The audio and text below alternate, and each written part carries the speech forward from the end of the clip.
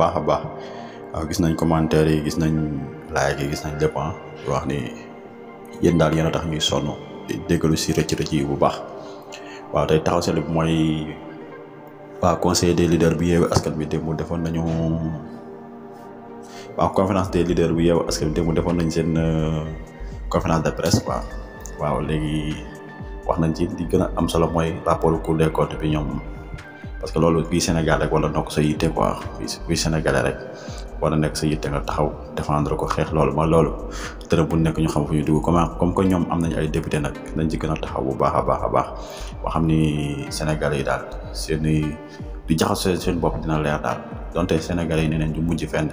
waaye tamit dañ ciy taxaw ba ñëpp xam nañ taxaw nañ ci beneen bi stop mooy Macky Sall dematina Tamba comme ni ñu ko waxee woon rek ma ngi fay digg ay digg yu ñuy tooy xep il faut campagne am yu tooy xep mais lu ci munti am rek mooy na xam ni li ko fi dese bareetul quoi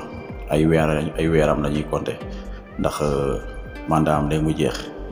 mu xam loolu rek lépp lu mu fiy def tamit même su ko diggee ba commencé ko tamit na fexe ba bàyyi ko fi kii ñëw nga xam ni dina mën a taxaw pour àggale ko ci délai bu nga xam ni moom la ñu waxante woon parce que tamit moom ñoom ñëpp xam nañ day digg rek te xam nañ tamit li muy def nii yëpp si tànku ñoo di 3e mandat la te loolu tamit Sénégalais nañ ci bàyyi xel bu baax en même temps mooy gis nañu ñi nga xam ne dañuy liggéey te seen salaire yi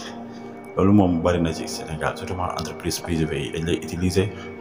buñ la teg si condition yu baax buñ la signer contrat yu baax dañ la signer dara mën nga xëy un bon jour ñu dàq la ASP yi moom seen salaire yi ndaw na trop dañ ci taxaw bu baax parce que li ñuy nekkee si tali bi day fayee ko ay 50 000